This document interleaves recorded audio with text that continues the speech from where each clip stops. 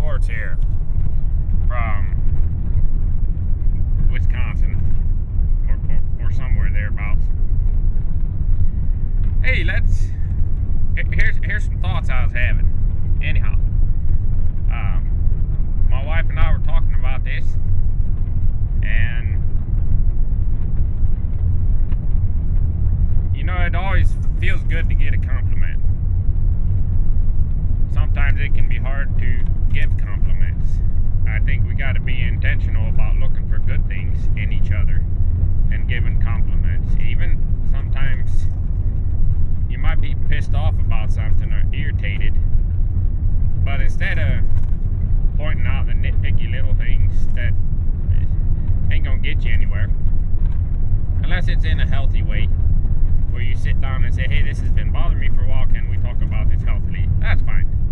But if you're just sniping on nitpicky little shit, you're gonna end up hurting your relationships. Any relationship, father-son, father-daughter, mother to child, friendships, and the deadliest one, of course, is the spousal relationship. So instead of doing that, why not look for a positive thing to give a compliment on? But that's just one part of it. Like it's good to practice giving compliments. But one thing that we all need to do too is we need to practice receiving a compliment gracefully. Because let's say you have a relationship and neither one of you was raised in a household where seeking out something to compliment a person on, it was not normal. You're more like you're used to sarcastic criticism, and let's say you realize this is no good and you're the one trying to change, and you try to give your partner a compliment and it's always deflected. Like, no matter what, it's like, wow, you're doing a really good job there, and it's like, no, not really, because of this and this and this. So you always deflect the compliment. You never just look the other person in the eyes and say, thank you so much for the compliment. It means a lot. Because that is really important. Because if you always deflect the compliment and try to like, oh, no, I'm not a big deal, and you just deflect it, then it's going to start to feel like you're handing your partner some flowers and they're knocking it out of your hand. Or it'd be like, oh, geez, those are nice flowers, and then you stick them in the corner. And then the person's like, okay, they accepted the flowers, but it's just stuck in the corner somewhere where you can't see it. Like, you don't be afraid to receive that compliment gracefully. Accept it.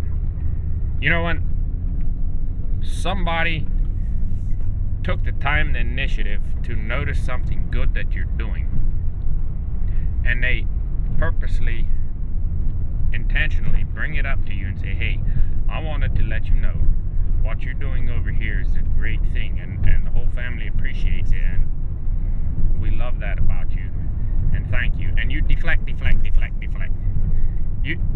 That's not a good thing. That could make the compliment stop, because the person could be like, well, it doesn't matter, every time I compliment them, they just deflect. They act like they don't like it. So what needs to happen in that moment is the other person might be making an extreme effort there.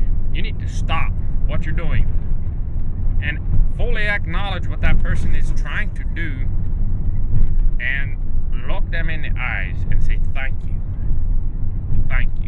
That makes me feel really good. Thank you for that compliment. Otherwise, it might dry up. At least it makes it really hard to keep being positive. At least give that person a compliment when they're always deflecting. Now, there's such a thing as being humble, but I don't think that has anything to do with being humble. It has more to do with a feeling of low self-worth. You feel like you're nothing. So when somebody gives you a compliment, it makes you really, really uncomfortable, and you don't want to accept it because that might possibly mean you're worth something. So So you always deflect because that's how you feel about yourself. So a good thing to practice when somebody is giving you a compliment, be intentional, stop what you're doing, tell them thank you so much. That means a lot to me. Just try it. You might be amazed at what happens in your life if that became a thing in your family. Y'all have a good day.